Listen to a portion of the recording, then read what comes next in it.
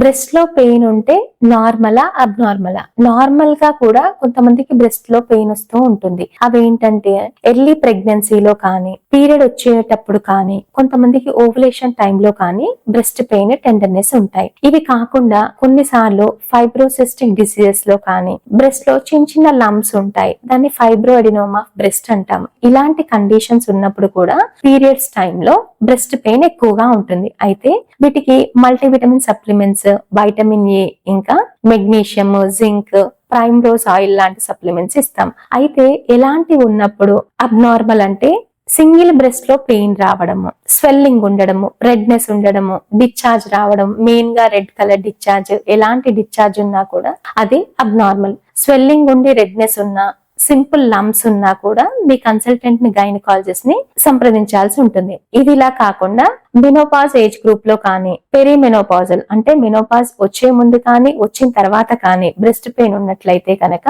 ఖచ్చితంగా మీ డాక్టర్ ని సంప్రదించండి. వాళ్ళు మామోగ్రామ్ అడ్వైస్ చేస్తారు. ఇలాంటి టెస్ట్లు చేసుకోవడం వల్ల మనకు ఎలాంటి ప్రీ క్యాన్సరస్ కండిషన్స్ ఉన్నా, క్యాన్సరస్ కండిషన్స్ ఉన్నా తెలుసుకునే ఛాన్స్ ఉంటుంది. బ్రెస్ట్ పెయిన్ అనేది క్యాన్సర్స్ లో యూజువల్ గా ఉండదు. క్యాన్సర్స్ అనేవి చాలా వరకు పెయిన్లెస్ అంటే పెయిన్ లేకుండానే స్టార్ట్ అయ్యే కండిషన్.